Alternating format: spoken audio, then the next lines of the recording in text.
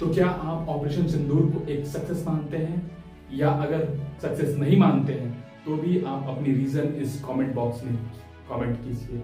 सो मैं बात ये करने वाला हूँ कि मैं तो इसे पार्शियली सक्सेस मानता हूँ अभी तक, क्योंकि जब ये ऑपरेशन सिंदूर हुआ उसके बाद जो कॉन्सिक्वेंसेस हुए हैं वो काफी अच्छे नहीं हुए हैं भारत की दृष्टिकोण से। अगर हम सच्चाइयों को एक्सेप्ट करें तो मैं आपको शुरू से बताता हूँ हुआ क्या है।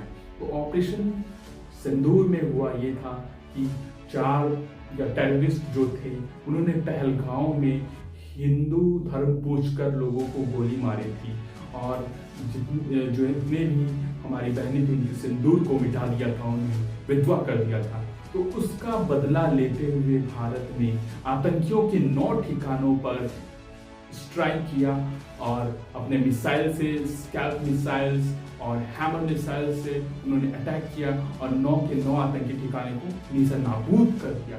लेकिन जब ये नीसा नाबूद कर दिए तो वहाँ की जितने भी टेररिस्ट थे कैंप थी 9 की 9 वो खत्म हो गई। और अभी ये फेज 1 है, इसमें भारत सरकार ने कहा कि ये और भी फेज में कर सकते हैं, और इन्होंने एक्चुअली 21 ठिकानों को अपना 21 टेररिस्ट कैंप को अपना निशाना बनाया है, जिसे भारत खत्म करना चाहते हैं।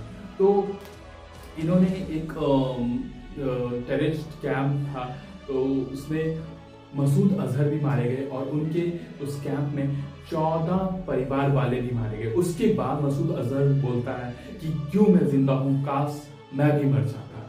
तो ये बात इन्हें तब नहीं समझ आई जब ये लोग टेररिस्ट बनकर आम लोगों को मार रहे थे। उनकी फैमिली में क्या बीतता होगा, उन्होंने जो अपने फैमिली वालों को खोया उसकी दर्द उन्हें तब महसूस नहीं हुई। आज जब उन पे खुद बीत रही है तो महसूस हो रही है। तो यही होता है, आपने जो बीज बोया है आप उसी को तो, वही फसल को तो खाओगे।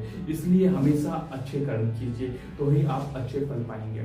सो खैर हम आते हैं अपने बातों पे। ये अटैक होने के बाद इंडियन मीडिया में पूरा ऑपरेशन सिंदूर की प्रशंसा हुई, बहुत ज्यादा, हद से ज्यादा। देखिए प्रशंसा तो होनी ही चाहिए क्योंकि इंडिया ने अच्छा कदम लिया, हमने बदला लिया। जो हमारे 28 लोगों की जो मरे उनकी हमने बदला लिया है, जो तो ये बदला उन्होंने लिया, ये प्रशंसा इसकी होनी चाहिए कि हमारे इंडियन फोर्सेस ने बहुत ही अच्छे तरीके से उनके ठिकानों को ध्वस्त कर दिया। लेकिन ये इंडियन मीडिया में बहुत ज़्यादा ही अब प्रशंसा हो रही है, और बात जो ये है कि ये होने के बाद क्या ये मिशन सक्सेसफुल है, क्योंकि ये मिशन सक्सेसफुल क्या इसके बाद पाकिस्तान अब कभी भी अपनी आतंकियों गतिविधियों को अंजाम नहीं देगा? क्या उनकी तरफ से टेररिस्ट नहीं आएंगे? क्या पाकिस्तान डर गया और चुप कर बैठ गया? तो इसका जवाब है जी नहीं। उन्होंने इतनी बॉर्डर लाइन पे, पूंछ पे इतनी शेलिंग की है, इतनी हैवी सेलिंग की है कि वहां के लोग बोल रहे हैं कि 1971 के बाद वॉर के समय भी इतनी हैवी शेलिंग नहीं हुई जितनी आज हो रही है। वहां पे नहीं भी कुछ तो 15 लोगों की मौत हुई है और ये काउंटिंग बढ़ रही है, और घायलों की संख्या तो 45 प्लस ही है। और वहां से करीब सारे कितने हजारों के हजारों लोग वहां से अभी पलायन कर रहे हैं टेम्पररी बेस पे। और भारत की भी गाइडलाइन है कि सीमा के पास वाले इलाकों को खाली कर दिया जाए, वहां पे हॉस्पिटल्स में दवाइयां और इमरजेंसी सुविधाओं को प्राप्त रखा जाए। तो मेरे कहने का मतलब ये है कि अगर पाकिस्तान ने इतनी ज्यादा शेलिंग की है, मतलब वो आपसे डरा नहीं है। आप ये जो सोच रहे हैं, अपनी प्रशंसा कर रहे हैं ऑपरेशन सिंदूर की, अगर आपने उनकी 100 आतंकियों को मारा, आतंकियों को, और उसने आपके मासूम सिविलियंस पर सेलिंग करके 15 लोगों को मार दिया, और इसकी गणना बढ़ती जा रही है। जो कि मासूम थे उनमें बच्चे क्या, बूढ़े क्या, सभी को मारा उन्होंने, किन्हीं को नहीं छोड़ा, इतना सेलिंग किया। तो क्या आप इसका बदला नहीं लेंगे?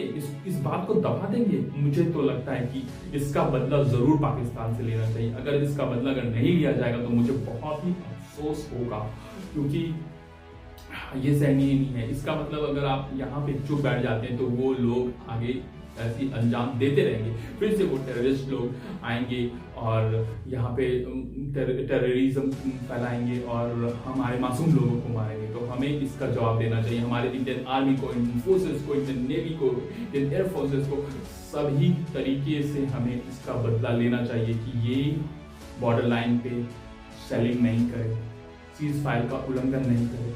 अगर ये होता रहा तो मैं तो ये मानूंगा कि ऑपरेशन सिंदूर एक बहुत सक्सेस नहीं था, ये पार्शियली सक्सेस था, पार्शियली अनसक्सेस था, क्योंकि इसके कॉन्सिक्वेंस जो थे वो हमारे लिए अच्छे